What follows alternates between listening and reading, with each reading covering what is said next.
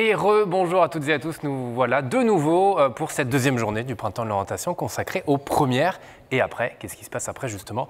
C'est tous les enjeux des séquences que l'on a pendant cet après-midi. On a sur notre plateau ici à Bordeaux, on vous le rappelle, au sein de l'hôtel de région. Nous avons Pascal Auquin qui est là. Bonjour Pascal. Oui, bonjour. Merci d'être avec nous. Et on est également avec Limoges. Bonjour à celles et ceux qui sont à Limoges. Est-ce que vous nous entendez bien? Très bien, bonjour. Si je ne m'abuse, vous êtes 4 de votre côté. Il y a Ambre Bastide-Boeuf, il y a Christophe Aubouex, Patricia Lamoureux et Laurence Chevalier. Est-ce que c'est bien ça? Oui, c'est ça. Eh ben super, parfait. Ce que je vous propose, c'est de commencer avec vous à Limoges. On va échanger ensemble pendant une bonne trentaine de minutes. L'idée, c'est de parler justement des enseignements de spécialité, toujours pour apporter du contenu, apporter des informations, également des conseils aux lycéens et aux lycéennes qui nous écoutent et qui nous regardent. Peut-être commencer, Laurence Chevalier, on vous a eu tout à l'heure, on était ensemble. Peut-être vous présenter, puis je vais vous laisser la parole pour nous parler un petit peu justement de ces fameux enseignements de spécialité. Alors oui, je suis Laurence Chevalier, psychologue de l'éducation nationale. Et donc j'interviens en lycée pour accompagner les lycéens dans leur choix de formation, d'études, et notamment ce choix des enseignements de spécialité. Je voudrais resituer ce choix, il est dans un choix plus global des filières. En fait, quand on choisit des enseignements de spécialité, c'est dans le cadre d'un bac général. Donc on a déjà aussi fait un premier choix plus global, on va dire, entre les filières générales, professionnelles, technologiques. Donc là, on se situe bien pour un élève dans le cas d'une filière générale. Et donc, je voudrais resituer aussi ce choix dans quelque chose de plus global que le dossier scolaire. C'est bien sûr les enseignements de spécialité, mais c'est aussi toutes les autres matières, c'est aussi tout ce que l'élève peut enrichir dans son dossier. Sur ce choix, peut-être première chose à dire, c'est qu'on conseille souvent de faire ce choix en fonction des intérêts, des aptitudes. C'est vrai que c'est bien de choisir ces matières en fonction des points forts qu'on a. Alors aussi de prendre en compte bien sûr les études post-bac, mais j'ai envie de dire le choix des études post-bac, on le fera aussi naturellement vers des choses où on réussit un peu mieux, et souvent c'est aussi les choses qui nous intéressent le plus. Donc il me semble que oui, on vous entend bien. Est-ce que vous m'entendez bien? On vous entend très bien, Laurence, allez-y. D'accord. C'était un des partenaires autour de la table demandait. D'accord, de notre parce côté, qu'il on vous entend y a très un bien. écho ici, donc c'est pour ça qu'on demandait ça. Ça marche. Voilà, donc ce choix, oui, j'ai envie de dire, le plus souvent, il se fait d'une manière assez naturelle vers les points forts et les intérêts que l'élève peut mettre en avant. Et puis, c'est en lien, bien sûr, avec pourquoi pas des idées d'études post-bac ou de métiers. Et comme on est dans une filière générale, de toute façon, le choix, on a vu qu'il se fait de façon très progressive, et que ce choix d'enseignement de spécialité, c'est une première étape, mais il y en aura d'autres, y compris dans l'enseignement supérieur. Il y aura de nouveau des choix à faire, de nouveau des informations à prendre pour préciser ses choix petit à petit et aller vers un choix précis de métier ensuite. Voilà, et c'est ce choix, j'ai envie de dire aussi, peut-être je mettrai l'accent sur un autre point de la maturité, c'est-à-dire qu'il y a des élèves qui vont être capables de faire ce choix plus prématurément, d'autres ils auront besoin de plus de temps. Il n'y a pas de règle par rapport à ça, et chacun aborde ce choix avec sa personnalité, son entourage, les questions qu'il est capable de se poser à un moment donné. Et puis c'est très progressif et très variable selon les individus. Parfait. Peut-être pour l'instant, voilà ce que je pourrais dire. Oui, bien sûr, et vous pourrez de toute manière de nouveau réagir, intervenir pendant cet échange, bien évidemment. Patricia Lamoureux, rebonjour, vous êtes proviseure du lycée Renoir. Est-ce que là aussi peut-être vous présenter rapidement et nous expliquer à quel point c'est important aussi d'échanger justement sur tous ces sujets-là, de parler des enseignements de spécialité pour ces lycéennes et lycéens de première? Alors, pour compléter les propos de Madame Chevalier, donc c'est vrai que ce choix d'enseignement de spécialité, il va se faire à partir de la classe de seconde de façon très progressive. Et ce qui va être central effectivement dans le choix des élèves, autour de leur goût, de leur centre d'intérêt, des matières dans lesquelles ils réussissent et éventuellement de leur perspective de poursuite d'études, c'est l'accompagnement qui va être mis en place au sein de l'établissement par les professionnels de l'éducation que nous sommes en collaboration avec les familles. Donc cet accompagnement, il est très progressif dès la classe de seconde, avec un rôle central des professeurs principaux, que ce soit en seconde, en première ou en terminale, en seconde pour le choix des 3 spécialités, en première pour l'abandon de la spécialité, et puis ensuite en terminale, l'accompagnement vers Parcoursup. Ce travail qui est fait par les professeurs principaux, par les professeurs des disciplines et par les professeurs de spécialité, il prend sens dans un travail d'équipe, avec les psychologues de l'éducation nationale, bien évidemment. Ils sont là pour apporter leur expertise, mais également un autre professionnel qui pour moi est central dans l'accompagnement au choix et surtout rendre l'élève responsable des décisions qu'il prend quant à ses choix de spécialité, le conseiller principal d'éducation qui est au cœur aussi du dispositif de l'établissement. Il faut être en capacité d'apporter aux élèves, en partenariat avec les familles, c'est leur donner confiance et les rassurer. C'est extrêmement important. Qu'ils aient confiance en leur choix, qu'ils aient confiance dans les décisions qu'ils vont prendre, décisions qui doivent être étayées par une expertise dans laquelle ils vont être accompagnés par les professionnels. Complètement, c'est important de leur dire, et on le répète aussi depuis hier, qu'il y a beaucoup de personnes qui sont là, qui peuvent entourer les lycéens, les lycéennes. Tous ces élèves qui se posent des questions, il y a plein de personnes qui sont capables de leur apporter des réponses.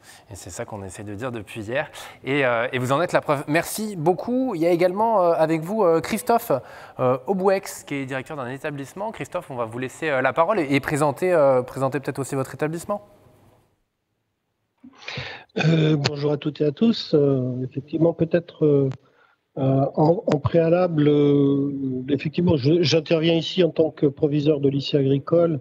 Il m'apparaît important peut-être de repréciser la place et le rôle de l'enseignement agricole dans l'orientation des élèves. Et peut-être j'aurais tendance à dire déjà qu'est-ce que n'est pas l'enseignement agricole, parce que parfois l'enseignement agricole est perçu comme des établissements qui forment des futurs agriculteurs. Aujourd'hui, les fils d'agriculteurs représentent 12% des effectifs de l'enseignement agricole au plan national et au plan local. Et l'enseignement agricole présente une large palette de formations qui sont tournées vers les métiers du vivant. Lorsque l'on parle de métiers du vivant, on parle des métiers de la production, de la transformation, des services, de l'aménagement, des aménagements et de la commercialisation. Donc un large choix de palette qui commence, effectivement, puisque nous sommes ici sur les filières générales, à partir de la seconde générale et technologique, cette seconde qui est exactement la même que celle de l'éducation nationale, avec qui nous travaillons en partenariat, mais qui présente un enseignement facultatif, optionnel, important qui s'appelle environnement, agriculture, territoire et développement durable et qui est très orienté vers les métiers du vivant et qui, dès la seconde, permet déjà aux jeunes qui sont intéressés par ces métiers du vivant de réfléchir à leur orientation pour la suite vers un bac général ou vers un bac technologique, qui peuvent aussi rejoindre d'ailleurs des cursus de l'éducation nationale s'ils s'aperçoivent que leur orientation n'est pas complètement adaptée. Donc, nous avons effectivement les mêmes méthodes de travail en termes d'accompagnement des jeunes à l'orientation vers la première et vers le choix des enseignements de spécialité de première, sachant que à l'enseignement agricole, les choix de spécialité de première sont plutôt simples, puisque nous serons sur des spécialités spécifiques au ministère de l'Agriculture, biologie, écologie, donc tout ce qui concerne les métiers du vivant, associés aux mathématiques et aux sciences physiques. Et ensuite, tout un travail sera fait tout au long de la première pour accompagner les jeunes vers le choix des spécialités quelles spécialités nos jeunes abandonnent ou considèrent. Ça a été dit tout à l'heure en classe de terminale. Donc, avec effectivement la possibilité d'aller vers un choix de spécialité biologie, écologie, mathématiques ou biologie, écologie, physique, chimie, avec ensuite la possibilité aussi de faire des choix d'enseignement optionnels complémentaires. Et je pense notamment pour ceux qui choisissent chimie, un enseignement optionnel mathématique complémentaire est un outil de l'enseignement de la physique-chimie. D'accord. Et ce que j'ai bien entendu aussi de ce que vous avez dit, c'est que c'est possible. Alors on le dit, on se répète, on va dire qu'on rabâche un petit peu, mais c'est important de le dire quand même que, on peut faire un choix et après se réorienter si jamais on estime au bout d'un certain temps que ce choix n'était peut-être pas le bon. Et c'est aussi ce que je retiens là de ce que vous venez de nous dire, c'est que parfois on peut prendre une première voie et se rendre compte au bout de quelques mois ou quelques années que c'était pas celle qui nous convenait. Et c'est normal. Et c'est pas bien grave. Et on pourra en prendre une nouvelle. C'est tout à fait cela, et je pense que ça fonctionne dans les deux sens, effectivement. On peut avoir des jeunes qui viennent vers l'enseignement agricole, qui repartent vers l'éducation nationale, vers les lycées d'éducation nationale pour des enseignements de spécialité, et l'inverse est vrai aussi. Donc, effectivement, des barrières, des voies d'orientation tout au long du parcours de formation du jeune, et c'est vrai d'ailleurs pour la suite, pour l'enseignement supérieur aussi. Je crois que c'est extrêmement important de dire qu'aujourd'hui, un jeune s'engage. Le choix qu'un jeune va faire à un moment donné n'est pas un choix définitif qui va le condamner, entre guillemets, à avoir un cursus bien arrêté jusqu'en année Bac plus 3, Bac plus 4, Bac plus 5. Aujourd'hui, et d'ailleurs, on peut passer sur de l'enseignement supérieur à l'issue du bac, on peut aller sur de l'enseignement supérieur court, de l'enseignement supérieur long, et passer de l'enseignement supérieur court vers l'enseignement supérieur long. C'est le cas chez nous, par exemple, sur des jeunes qui vont partir sur des BTS, qui vont ensuite réintégrer des classes prépa spécialisées post-BTS pour intégrer des cursus de formation d'ingénieurs. Donc aujourd'hui, effectivement, tout est permis. Effectivement, et le tout est possible qu'on avait entendu tout à l'heure. Là, vous le confirmez par vos propos. Merci beaucoup, Christophe Aubouex. Il y a également à vos côtés Ambre Bastide-Boeuf. J'espère bien prononcer votre nom. Vous êtes responsable d'accompagnement pédagogique à l'ONICEP, c'est bien ça? Oui, bonjour, tout à fait. Je travaille donc à l'ONICEP.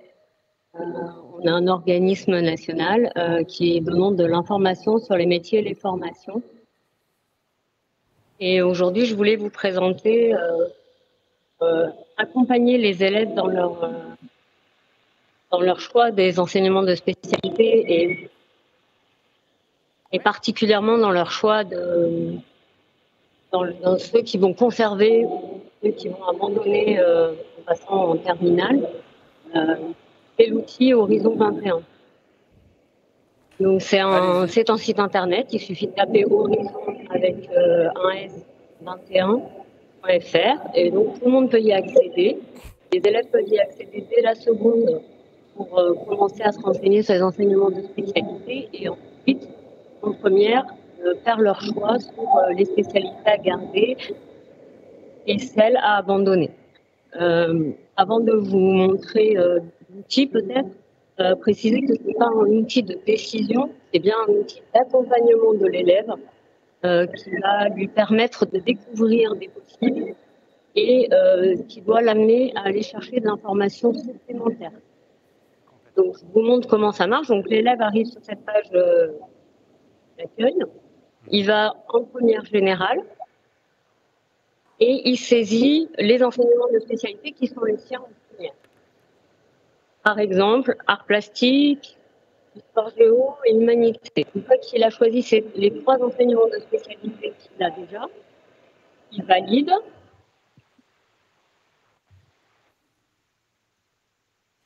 Et ensuite, il a les doublons qui s'affichent, les duos d'enseignements de spécialité possibles.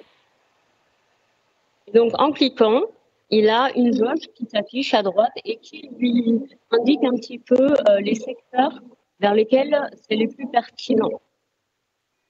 Donc, il peut les regarder séparément ou il peut les combiner. Là, on voit qu'il y a très peu de différence, par exemple, entre un doublon et l'autre. Et une fois qu'il a regardé ça, ces jauges, il clique sur la petite croix à droite. Et là, s'affiche à la fois des univers de formation à gauche et des univers métiers à droite. Ces univers doivent l'amener à chercher des informations supplémentaires, à part s'il a déjà un... Et sinon, ça lui permet de découvrir les formations possibles et d'aller se renseigner dessus. Et de découvrir des métiers qu'il ne connaît pas forcément, et se renseigner dessus. En bas de la page, il y a un lien vers le compte première qui doit lui permettre justement d'aller explorer les formations, d'aller explorer les métiers. Et j'insiste sur le fait d'explorer les formations parce que choisir une licence à l'université, choisir un but, choisir un BTS, ce n'est pas le même type d'études et ce n'est pas le même environnement. On va passer de grandes formations avec beaucoup d'amphis à en BTS, par exemple, on va arriver sur un système classe à lycée et en but, on est sur des promos moyennes, on va dire, avec beaucoup de pratiques et de projets de fonctionnement par projet. L'élève aussi s'interroge sur l'environnement dans lequel il a envie de se retrouver dans le... Parfait. Et c'est important de dire aussi que ce site Horizon 21, mais tout le monde peut aller voir, parce que même parfois, ça peut aussi intéresser les parents qui souvent se renseignent pour leurs enfants, de voir ce qu'il y a sur ce site et ce qu'ils peuvent suivre aussi comme formation. J'aimerais encore vous redonner la parole à chacun. Est-ce que, voilà, aujourd'hui, encore une fois, c'est une journée, c'est indiqué derrière nous, qui s'adresse aux élèves de première. Quel est le message que vous avez envie de leur faire passer? Quels seraient les conseils que vous auriez envie de leur donner dans le cadre de ce printemps de l'orientation pour voilà, suivre la voie? Il y en a quelques-uns qui ont déjà été donnés, mais peut-être faire un tour de table à Limoges sur voilà, ce message que vous aimeriez leur faire passer. Peut-être reprendre avec Laurence qui avait commencé. D'accord. Oui, le conseil, c'est celui de se faire confiance, comme on disait, d'être curieux, de ne pas hésiter à poser des questions, à se renseigner, de choisir peut-être l'interlocuteur avec lequel on est le plus à l'aise. Ça peut être un enseignant, ça peut être le professeur documentaliste. Voilà. Les parents, les amis sont aussi très importants dans les choix qu'on peut faire.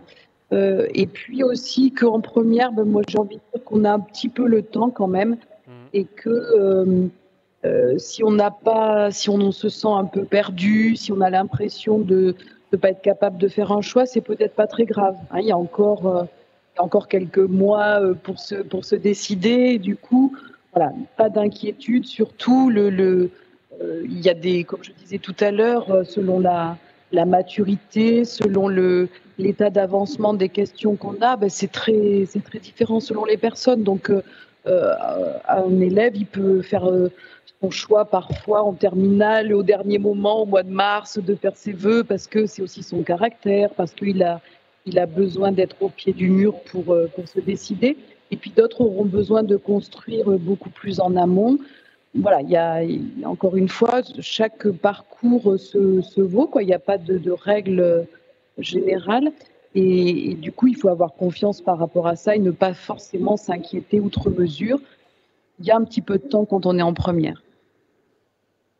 Ok, super, merci beaucoup Laurence Chevalier. Effectivement, moi ce que je retiens, c'est que, et c'est ce qu'on dit aussi depuis hier, c'est que chacun avance à son rythme, oui. Et c'est normal. Et autant il n'est pas important de se positionner aujourd'hui parce qu'il n'y a pas le couteau sous la gorge.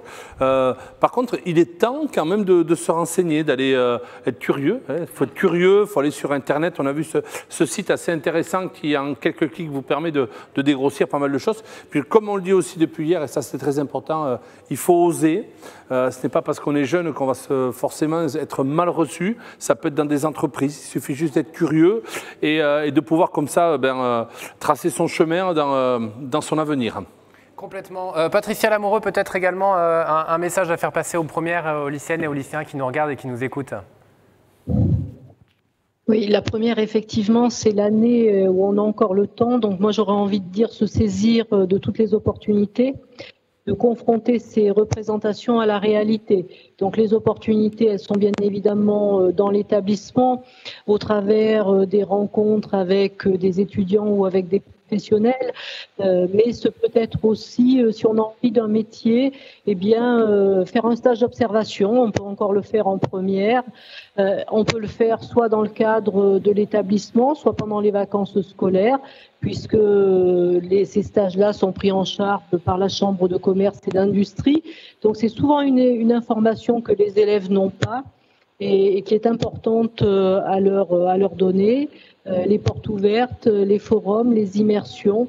Tout cela permet à l'élève de construire ses choix de façon progressive. Une fois qu'il a fait ses expériences, d'échanger avec sa famille, d'échanger avec les adultes. Voilà, donc c'est vraiment ça, la curiosité. J'insiste sur le fait oui, quand on a envie de choisir une formation post-bac, allez voir, c'est important parce qu'il y a parfois des formations qui sont un peu atypiques, dont l'élève s'est fait une représentation et la réalité ne correspondra pas à ce qu'il attend. Infirmer des choix, c'est aussi important que de confirmer. Ça permet d'apprendre à se connaître. Et ça va être vrai tout au long de la vie.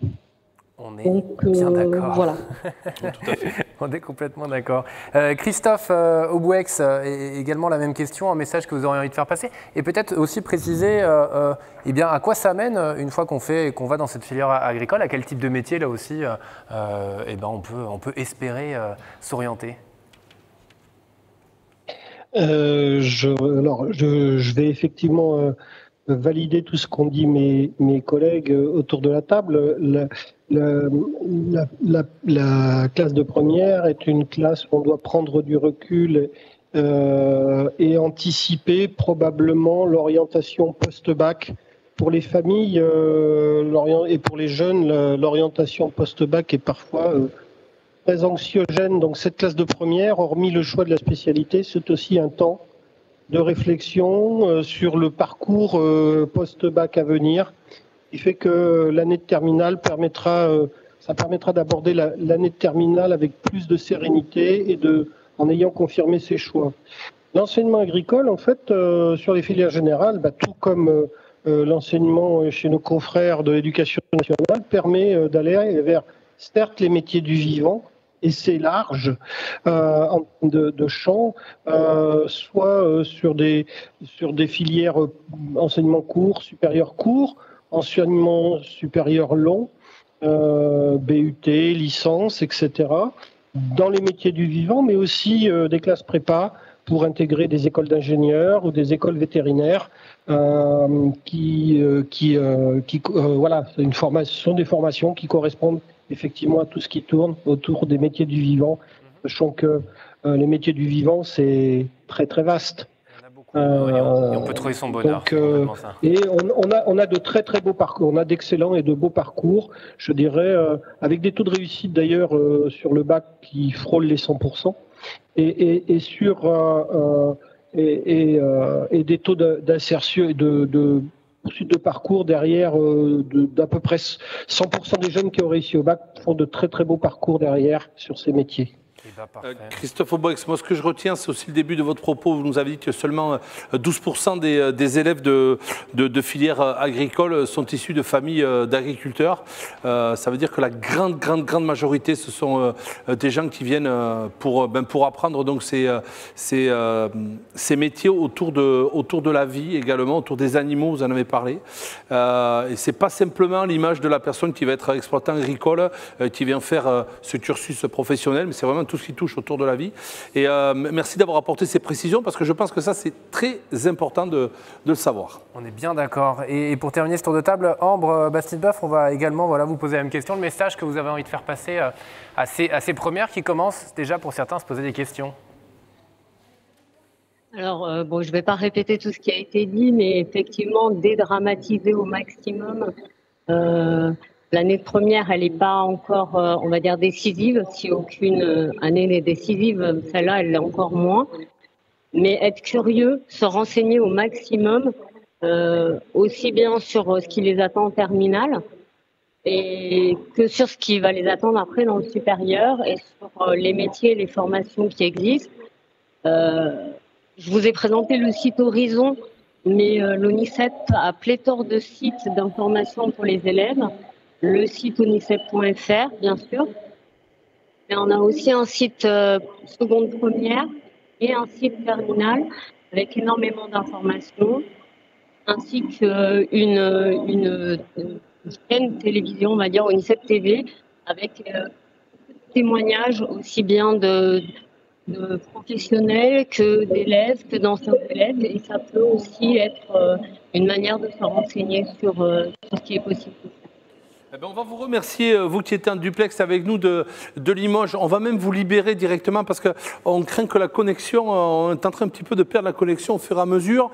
Et pour éviter qu'on vous fasse répéter, on va vous, je n'ai pas envie de pas vous rendre votre liberté, mais on va terminer donc ce module sur les enseignements spécialisés ici depuis l'hôtel de région de Nouvelle-Aquitaine à Bordeaux avec Pascal Auquin. Donc merci beaucoup à Limoges, merci de vos interventions et de vos informations précieuses pour ces élèves de première qui nous suivent via ce printemps de l'orientation, notamment sur le YouTube, puisque nous sommes en direct. Et nous accueillons donc Pascal Auquin, qui est directeur de l'orientation, des stages et de l'insertion professionnelle à l'université Bordeaux-Montaigne. Bienvenue et bonjour. Oui, merci, bonjour. Alors, ouais, en quoi ça consiste? Parce que le titre est, oui. Je regarde par rapport aux collègues de Limoges, bon, c'est là où il y a le plus de lettres, où il y a le plus de mots, donc quelque part. Oui, en fait, il s'agit d'un service qui existe dans toutes les universités, en fait, qui est donc en charge de la mission de mettre en œuvre, la mission d'accompagnement à l'insertion professionnelle des étudiants depuis leur entrée en formation, en licence, jusqu'à l'obtention de leur diplôme, y compris les docteurs. Donc on accompagne, je dirais, tous nos étudiants dans cette logique de construction de parcours de formation, de préparation à l'insertion professionnelle, et tout cela passe par de multiples dispositifs intégrés dans les formations ou à côté des formations, en lien avec les acteurs socio-économiques, les CCI, bien évidemment l'APEC, également les clubs des entreprises, etc., de multiples acteurs, y compris le conseil régional également, bien évidemment. Et donc on est en effet un service un peu spécifique en ce sens qu'on travaille de manière très imbriquée avec chaque formation et chaque équipe pédagogique pour amener les étudiants jusqu'à l'accès au premier emploi ciblé après l'obtention du diplôme. Voilà, donc c'est un vaste champ d'intervention. Est-ce qu'il y a aussi le champ d'intervention? J'arrive à l'université avec un projet professionnel en tête et puis les aléas de la vie. Je me rends compte que c'est peut-être pas là que j'ai envie de finir, j'ai peut-être envie de changer de voie. Est-ce que vous pouvez également aider ces jeunes étudiants de fac à se réorienter? Complètement. On travaille en collaboration étroite avec, par exemple, les services de scolarité et les enseignants sur ces dispositifs de réorientation. Alors, on les accompagne bien évidemment de manière individuelle, donc là par le biais d'entretiens avec des conseillers et des conseillères. Bien évidemment, il existe même des modules d'accompagnement à la réorientation. Je peux citer ce que font mes collègues de l'Université de Bordeaux, qui consacrent un semestre complet à ces problématiques. C'est-à-dire que les étudiants sont par exemple déchargés pendant ce semestre de suivre les cours pour suivre de manière intensive ce dispositif d'accompagnement à la réorientation. Okay, donc en fait, c'est pas parce qu'on a eu son bac et qu'on rentre par exemple à l'université qu'on est un petit peu lâché dans la nature. L'orientation continue et ça, c'est une sacrée sécurité quand même, parce que voilà, on ne cesse de répéter que ce n'est pas un choix de vie définitif que l'on fait. Non. Parce qu'on a entre 15 et 20 ans, on a même des remises en cause tout au long de la vie. Ça, il faut rassurer les jeunes générations qui n'ont pas notre expérience. Et donc ça, c'est évidemment encadré. J'ai envie de dire, même à l'université, parce qu'on a toujours cette image de l'université où on est un peu lâché dans la nature. C'est ça te plaît pas, t'avances pas.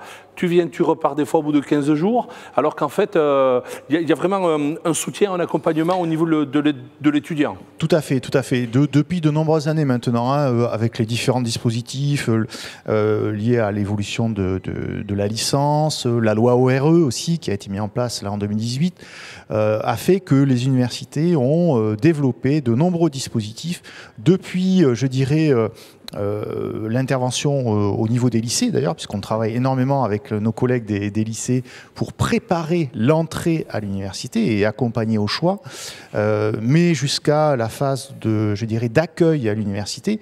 Nous, par exemple, à Bordeaux-Montaigne, nous développons depuis une dizaine d'années maintenant une semaine d'intégration où les étudiants néo-entrants, néo-bacheliers sont accompagnés pendant donc une semaine par groupe de 35 maximum par des étudiants plus avancés pour leur faire découvrir les espaces, les ressources utiles à la poursuite de leur cursus dans l'établissement. C'est-à-dire que dès l'arrivée à l'université, il y a cette question de la socialisation, de l'intégration qui est posée et qui nous préoccupe. Et ensuite, dès le premier semestre, on met en place de nombreux dispositifs également d'accompagnement à la réussite. C'est ce qu'on appelle les parcours adaptés.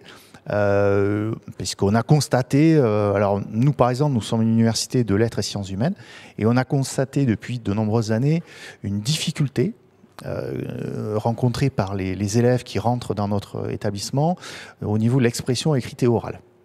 Et en français, y compris en français. Ce qui est absolument rédhibitoire dans la poursuite des études en sciences humaines et en lettres. Donc on a mis en place des groupes de remédiation, de renforcement en expression écrite et orale, vous voyez, dès la première année. Donc voilà, il existe comme ça de très nombreux dispositifs. Je sais qu'ils font la même chose en sciences et technologies également, avec des accompagnements de renforcement également disciplinaires en physique, en chimie, en mathématiques, pour permettre une meilleure réussite des étudiants néo-bacheliers. C'est très important parce qu'on se met à la place des étudiants. Alors pour moi, c'est assez facile parce que j'ai vécu ça il y a quelques mois. J'ai mon aîné qui a fait son entrée justement à Montaigne à Bordeaux. Je l'ai accompagné fin août pour visiter un petit peu le campus. Bon, on est arrivé en tram. Pour ces jeunes, c'est nouveau. Si on n'est pas de Bordeaux, il n'y a pas le tram partout. Je repense hier au directeur d'établissement qui était dans tout le nord de la grande région. Tu nous disais qu'il avait un lycée de 500 élèves. Alors quand on arrive là-dedans, c'est complètement démesuré. Et donc, il est vraiment très important que les élèves de lycée sachent que on ne les lâche pas dans une université. Voilà, c'est pas, on dit toujours, ouais, au lycée, c'est encore cadré, puis après, à l'université, non. On se rend compte que vraiment, à l'université, le but du jeu, c'est pas de dégoûter les étudiants, c'est vraiment de leur faire réussir, de leur donner des moyens de réussir, et on leur donne même le droit, et c'est un droit fondamental, de se tromper d'orientation, d'avoir un échec, parce qu'on peut aussi avoir une mauvaise année pour X ou Y raison, mais on a le droit de refaire, de se refaire, et d'avancer. Je me mets, moi, deux petites secondes à la place aussi des élèves qui sont en première et au lycée. Comment on vient se renseigner sur l'université? Alors, déjà, on peut venir, et je crois qu'il y a un site internet aussi sur lequel on peut... Tout à fait. Tout à fait. On a développé plusieurs outils, un dispositif un petit peu complexe. Donc, sur notre site, on a développé, voilà, exactement. On a développé donc un portail d'information dédié aux lycéens qui s'appelle Mon choix d'études à Bordeaux-Montaigne. L'Université de Bordeaux également a développé ce genre de site, c'est, je crois, choisir les études à l'Université de Bordeaux. Donc chaque université développe ce genre de page. En fait, il s'agit d'une approche synthétique de l'information sur les études à l'université. Parce que nos sites sont extrêmement riches en termes d'information et assez touffus, j'ai envie de dire. Donc, difficile d'accès. Donc là, l'idée, c'est de créer un portail informationnel un peu plus synthétique, par grand champ d'information. Et voilà. Donc, Donc, premier niveau, l'information par le biais du numérique. Deuxième niveau d'information, bien venir sur les salons d'information où nous sommes tous présents, venir aussi aux journées portes ouvertes que nous organisons chaque année au mois de janvier, chaque université. Alors on essaie en plus de s'organiser en cohérence, c'est-à-dire que c'est on organise la même journée sur le site bordelais, nos journées portes ouvertes. Ensuite, on a aussi et on développe de plus en plus des dispositifs immersifs. Donc c'est proposer à des lycéens de venir à l'université pendant une journée, assister à des cours en travaux dirigés, en amphi, rencontrer des étudiants, des assos étudiantes, etc. Alors cela se fait soit par conventionnement avec des lycées, dans le cadre du temps scolaire, ou comme nous, c'est hors temps scolaire, pendant les vacances de février et d'octobre, lors de la semaine où nous avons encore cours et où les lycéens n'ont pas cours. Donc là, c'est très intéressant parce que ça permet à tout le monde de venir, bien évidemment, sur site. Et dernier dispositif qu'on développe, nous aussi, pour les lycées éloignés, justement. Ça, j'y tiens énormément parce que moi aussi, je suis issu d'une région éloignée de la métropole de Bordeaux. Eh bien, c'est faire venir, par le biais de conventionnement, des lycéens issus des territoires les plus éloignés de la métropole, par le biais du dispositif des cordées de la réussite, que nous avons bien sûr développé avec le rectorat, et permettre ainsi, alors là c'est structuré, ce sont des classes qui viennent par bus, amenées par le lycée, et les faire venir sur le même principe, c'est-à-dire assister à des cours, mais également découvrir la restauration universitaire, le transport, le logement étudiant. On a un rendez-vous avec un directeur du Crous d'une des résidences, et puis découvrir les installations sportives, culturelles de l'université pour voir un peu, à travers cette expérience d'une journée, eh bien, un petit aperçu de ce qu'est la vie d'un étudiant dans la métropole bordelaise. Complètement. C'est génial, ça nous permet de nous immerger déjà. Mais complètement. Et puis, bon, des années d'université, bon, évidemment, on se souvient des cours, mais c'est pas ça qui nous marque le plus. C'est vraiment, c'est une vie, c'est la première fois une vie d'adulte, puisqu'on part de la maison. Et je vais prendre l'exemple du sport, mais ça peut être également la culture. Si on peut donner un petit conseil à un lycéen qui va faire, on va dire, un petit peu le grand saut là, dans ce monde de l'université. Par exemple, en rentrant au niveau de l'association sportive, il va trouver des élèves qui ont des fois 1, 2, 3, 4 ans de plus que lui, voire 5 ans, mais qui ont déjà eu son parcours. Et c'est vraiment un coup de main. Et c'est vraiment l'idée de la semaine d'intégration, parce que celle-là, elle est très importante. Parce que c'est vraiment un monde nouveau. Hein. Je vous dis, c'est des histoires de transport, de vie, de restaurant universitaire. C'est une vraie indépendance, mais c'est un grand saut. Et c'est vrai que tout est fait maintenant pour pouvoir permettre à ces élèves de ne pas être simplement, enfin, ces étudiants de ne pas être simplement dans le parcours orientation, résultats scolaires, mais également dans la vie, dans une nouvelle vie, et de le faire en groupe à plusieurs avec des gens qui ont les mêmes goûts. Parce que si on est dans une asso de sport, sur un sport donné, on a déjà des affinités, et en gros, au bout d'un entraînement, on a déjà des contacts à l'université, on connaît déjà du monde. Alors ça, c'est très important. Cette question nous tient énormément à cœur parce que c'est la question de la socialisation en fait dans nos établissements. Et les enquêtes de vie étudiante qui sont publiées chaque année par l'Observatoire de la vie étudiante justement montrent qu'il y a un impact direct entre le niveau de sociabilité et la réussite académique. Donc ça, c'est vraiment quelque chose qui, nous, à l'Université Bordeaux-Montaigne, nous tient particulièrement à cœur. Tant et si bien que l'équipe présidentielle a développé, là, depuis 2 ans maintenant, une nouvelle direction, la direction vie de campus, qui regroupe justement toutes les activités. Alors, y compris donc pour les enseignants d'ailleurs, parce que la vie de campus, c'est certes la vie des étudiants, mais c'est aussi la vie des enseignants, la vie des personnels, tel que moi. C'est-à-dire, c'est un peu travailler sur cette idée de communauté universitaire dans un lieu avec un effet en multipliant les échanges. Et donc ça, c'est quelque chose qui nous tient profondément à cœur. Et le sport, notre département d'activité sportive, travaille aussi avec les formations sur des journées d'intégration un peu plus spécifiques, c'est-à-dire qu'ils font même alors toutes les formations n'ont pas encore développé ça, mais enfin ça se fait quand même.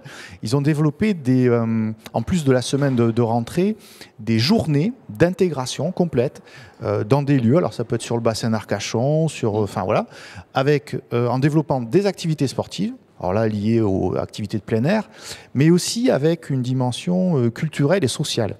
C'est-à-dire de lien, ce que vous dites, de lien entre les étudiants, pour créer une sorte de dynamique de groupe dès le début de l'année, et ainsi faire que les étudiants se sentent un peu moins seuls. Moins seuls, oui. Oui, voilà. C'est sûr. Ça, c'est important. Je retiens des moments de l'année qui sont importants. Vous avez parlé de octobre, janvier, février, c'est ça, pour à la fois les journées portes ouvertes. Et c'est bien parce qu'on s'adresse aux premières, donc ils ont encore le temps, s'ils se posent la question encore jusqu'à l'année prochaine. Moi, je reviens 2 petites secondes sur mon choix d'études. Alors, quand on va sur le site internet, on a quoi? On peut cliquer, se renseigner, trouver des informations, c'est ça? Parce que, encore une fois, voilà, on est une journée qui s'adresse aux premières. Oui, l'idée, c'est d'avoir donc. Alors, ça fonctionne par. Petite fenêtre en fait, ouais. Je sais pas, je suis pas un spécialiste, mais où vous allez avoir une fenêtre sur l'offre de formation et donc la découverte de l'offre de formation à travers donc un site dédié qui présente toute l'offre de formation. Vous allez avoir une autre fenêtre sur toutes les questions autour de Parcoursup et de la dynamique d'inscription ou de préinscription. Ensuite, vous avez une autre fenêtre sur tous les services d'aide ou un appui aux études. Donc, le service commun de documentation, le pôle mobilité internationale, notre service, orientation, insertion. Et puis, vous avez une autre fenêtre sur la vie étudiante, avec tous les services, toutes les associations également, parce qu'on a de très nombreuses associations estudiantines qui sont un terreau absolument fabuleux d'échange et de socialisation. Donc là aussi, elles sont présentées. Complètement. Voilà. Donc mon choix d'études, c'est important d'aller faire un tour dessus pour retrouver plein d'informations. Et là aussi, on ne va pas tarder à conclure, mais dans le titre de vos missions, notamment l'insertion professionnelle, et vous savez qu'on a un petit peu l'image, qu'il y a un monde de l'université où on a des gens qui travaillent du bulbe, et puis un monde on va trouver des BTS, des BUT, où là, on a plutôt des gens qui apprennent un travail. Non, en fait, on se place également à l'université, dans un parcours pour intégrer le monde professionnel, le monde de l'entreprise, pour être peut-être à son compte aussi, pour peut-être travailler dans un métier de service ou de tertiaire. Et ça, c'est très important. Vous savez qu'on se rend compte qu'il y a beaucoup de passerelles à tous les niveaux maintenant. C'est des choses que les parents... Moi, je suis de la génération parents, tu vois. On se rend compte maintenant que c'est en train de vraiment beaucoup évoluer. Et j'ai envie de dire aux parents notamment et aux lycéens aujourd'hui qu'avec la sortie de crise sanitaire, il y a vraiment la chance de pouvoir aller se déplacer presque n'importe quand, parce que l'université, c'est un lieu ouvert. Il n'y a pas de grille, il n'y a pas de barrière, il suffit de prendre le tram à Bordeaux. Une fois à Bordeaux, on prend le tram, on va à Montaigne, et puis on voit, et puis si on peut discuter avec des étudiants parce qu'il y en a dedans, il y en a dehors. On peut pousser des portes, on ne va pas se faire virer. Au contraire, c'est vraiment un lieu ouvert qui est ouvert sur l'avenir, et l'avenir pour les études évidemment, mais également l'avenir pour la sociabilisation des jeunes, pour être ensemble, pour faire un bout de vie. Et puis ça fabrique des souvenirs. Les études supérieures, c'est quand même de jolis souvenirs. Tout à fait. On est bien d'accord. Et justement, ce côté insertion professionnelle, vous l'avez dit aussi, c'est ce lien avec les entreprises que vous avez aussi avec l'université, avec de nombreuses entreprises, vous avez parlé de clubs d'entreprises, etc. Ce lien est hyper important. Ah oui, c'est vraiment... là, c'est une image qu'il faut en effet travailler, parce qu'on en souffre un petit peu, mais on en souffre parce que, encore une fois, nous sommes sur des représentations. L'université forme des professionnels de tout temps, bien évidemment. Simplement, c'est vrai que en termes de cursus de formation, on a un premier palier un petit peu généraliste, qui est la licence, où en effet le lien avec l'emploi est un peu plus distendu, puisque c'est pas l'objectif. L'objectif de la licence est au contraire acquérir un socle de connaissances, de méthodes scientifiques, qui permet ensuite de se spécialiser professionnellement et d'intégrer, par le biais d'un master ou d'une licence professionnelle, que sais-je, et d'intégrer un métier ensuite. Mais au niveau de ces formations, Master Pro, licence professionnelle, BUT maintenant, parce que le BUT, je rappelle, fait partie de l'université, c'est une formation universitaire, et bien là, le lien avec le monde professionnel est très précis. Les stages sont obligatoires, il y a des conseils de perfectionnement où le lien se fait avec le monde professionnel. Et nous, on développe, des partenariats. Je vais vous dire, en ce moment, je travaille avec le club d'entreprise de Mérignac, par exemple, pour un dispositif d'identification et de valorisation des profils docteurs en SHS. C'est-à-dire qu'en fait, on propose aux entreprises de nous donner des problématiques auxquelles ils sont confrontés, qu'on va proposer à des trinômes de docteurs ou doctorants en SHS de chez nous. Et l'idée, c'est qu'ils proposent une méthode et une forme de réponse. Mais c'est très concret, voilà. Okay. Et donc, derrière, on va donc faire un rendu qu'on va organiser le 20 mai prochain, d'ailleurs. Et donc, on espère que ce sera une réussite. Mais je veux dire, vous voyez, même au niveau doctorat, on se pose en lien avec le monde professionnel. Voilà. Alors, je suis en train de me dire, on a passé 45 minutes, on avait 4 intervenants à Limoges, on a Pascal avec nous ici sur le plateau à Bordeaux, et mine de rien, ça a été une mine de renseignements, cette petite heure, 3 quarts d'heure qu'on a passé ensemble. Pascal, on va vous remercier Merci à vous. J'espère que, évidemment, pour ceux qui nous ont suivis, voilà, si l'université, vous avez un petit doute, une petite peur, il ne faut pas en avoir. L'enseignement agricole aussi, pensez-y, parce que c'est les métiers du vivant, comme on nous a dit. Les enseignements techniques, si vous avez peut-être un petit peu d'avance sur d'autres pour vraiment savoir ce que vous avez envie de faire. Et gardez toujours en tête, les amis, que rien n'est figé, rien n'est marqué, que ce sont juste des étapes, des parcours, et que la finalité, elle n'est pas à 22 ans, elle n'est pas à 25 ans, elle est vraiment, vraiment, vraiment beaucoup plus loin. Exactement. Nous allons faire juste un numéro aussi avant de... On va vous laisser après pendant un petit quart d'heure, mais juste un numéro à appeler si vous avez des questions tout au long de la journée, il s'affiche à l'écran. C'est le 05 57 57 73 73. On répondra à vos questions pendant la dernière séquence de la journée de 19h à 20h. Le téléphone sonne. Appelez-nous, on répondra à toutes vos questions. Et nous, on se retrouve dans un quart d'heure à 15h pour la prochaine séquence et on va parler des métiers de la santé. On vous dit à tout à l'heure. À tout à l'heure.